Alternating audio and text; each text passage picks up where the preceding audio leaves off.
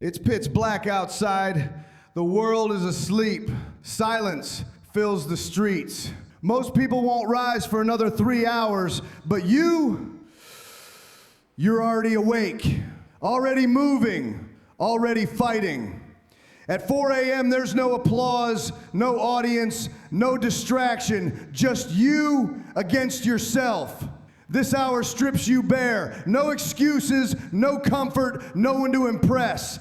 Only discipline. Only the question, will you rise when no one is watching?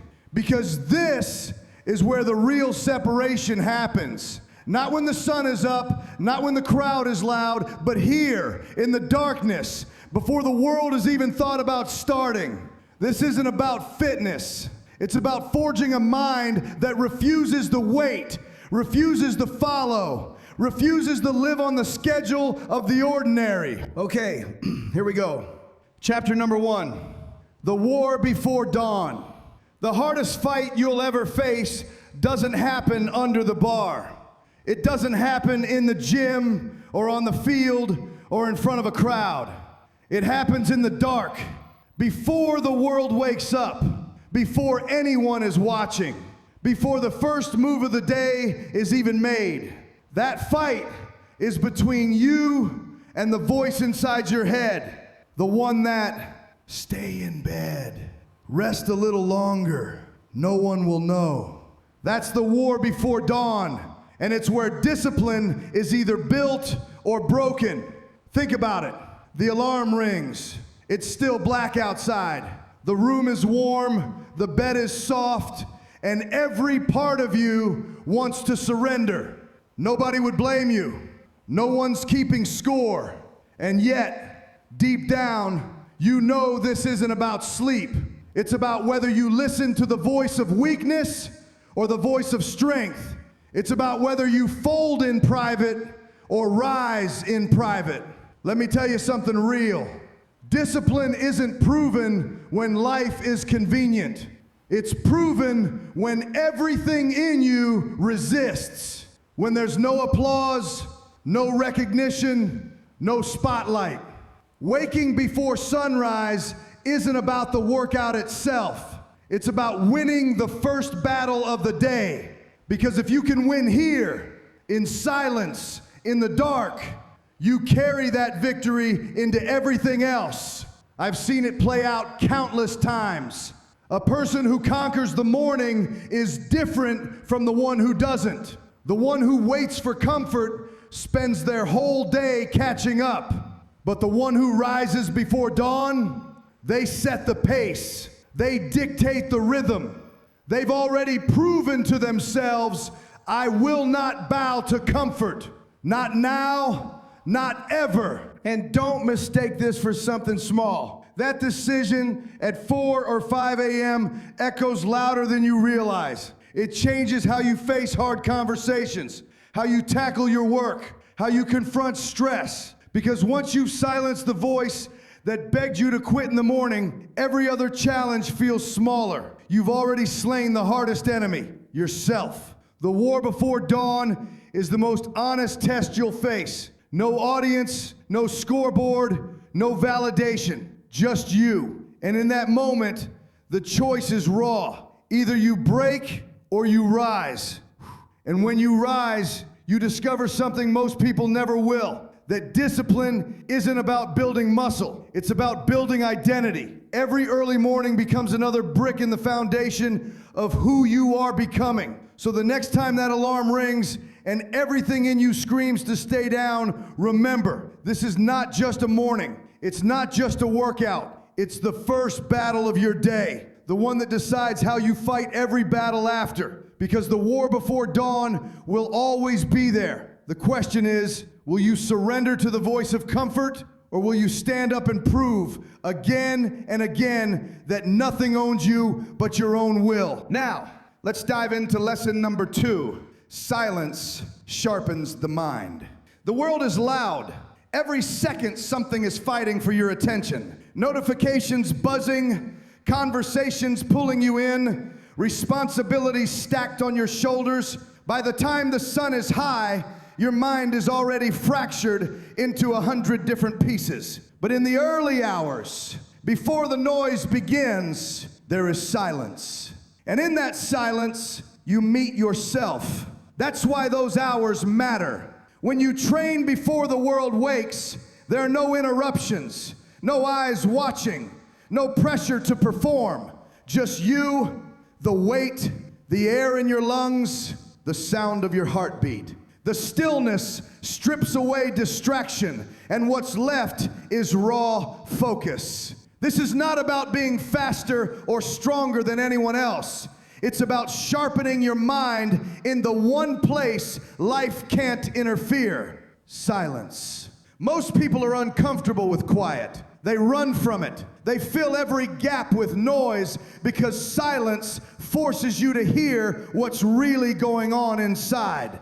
The doubts, the insecurities, the unfinished battles. But if you can sit with that, if you can train with that, you turn silence into a weapon. You learn how to work with clarity when others crumble under distraction. Let me tell you an example. Think about when you've tried to focus in a crowded room, when voices overlapped and phones rang, your thoughts scattered. You couldn't hold one idea steady.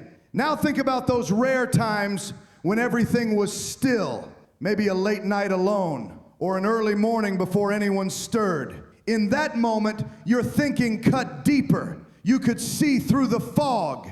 That's what early training does. It gives you that same mental edge every single day. The silence teaches you discipline in ways chaos never can. When no one is shouting, when there's no external push, you learn to summon focus from within. You teach your brain to lock in when the world around you offers nothing but stillness.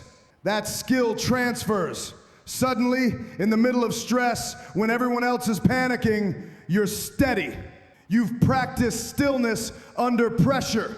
You've trained your mind to cut through noise, and here's the deeper truth.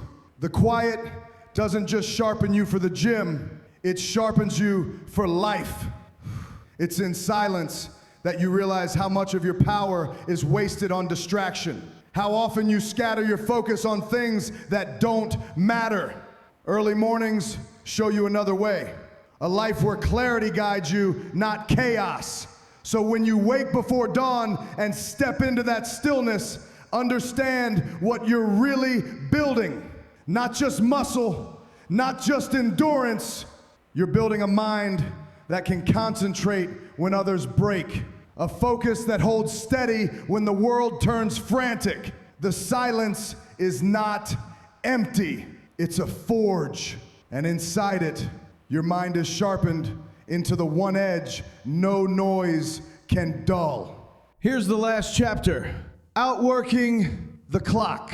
Every morning the world wakes up already chasing deadlines, chasing responsibilities, chasing a day that feels 2 steps ahead of them. Most people don't even realize it. They open their eyes already behind. They roll out of bed with the weight of yesterday still on their back, scrambling to catch up before the day slips through their fingers. But there's another way to live, a way where you don't start behind, but ahead, a way where the day doesn't control you, you control it. That way begins before sunrise. When you step into the dark hours, when the world is still sleeping, you create momentum that nobody can take from you. You're not rushing, you're not scrambling, you're not trying to make up for lost time. You're building a lead that will carry into every choice, every task, every fight that comes after. And that lead is more than physical, it's psychological. You've already proven before the sun even breaks the horizon that you own the day. Let me tell you an example. Think about the difference between showing up late to a meeting and showing up early. One makes you reactive, tense, scattered. The other makes you calm, confident, prepared. That's what training before sunrise does for your life. While the world starts in reaction, you start with control. While others panic about being behind, you're already on your second or third victory of the day. Here's the truth. This is not about racing anyone else. It's not about comparing yourself to your neighbor or proving you're tougher than the next person. The only opponent is yesterday's version of you. And when you outwork the clock, you're not proving something to the world, you're proving it to yourself. You're showing yourself that discipline is stronger than comfort, that momentum belongs to those who create it, not those who wait for it. And once you've built that belief, it becomes unshakable. Because here's what happens. When you're ahead of the clock in the morning, you carry that edge into the afternoon, into the evening, into the hardest parts of the day. You start to trust yourself in a different way. You start to live with the quiet certainty that you are never behind because you already won the race before it began. The world can throw stress at you. It can throw pressure, unexpected problems, chaos, but none of it rattles you the same because deep down you know you're not chasing, you're leading, you're dictating the rhythm, and that is a power most people never experience because they never choose to meet the morning before it meets them. So remember this, momentum isn't given, it's built. And the only way to build it is to start before the clock owns you. Step into the dark hours and claim them. Because once you learn how to outwork the clock, you'll stop running after life and start making life run after you.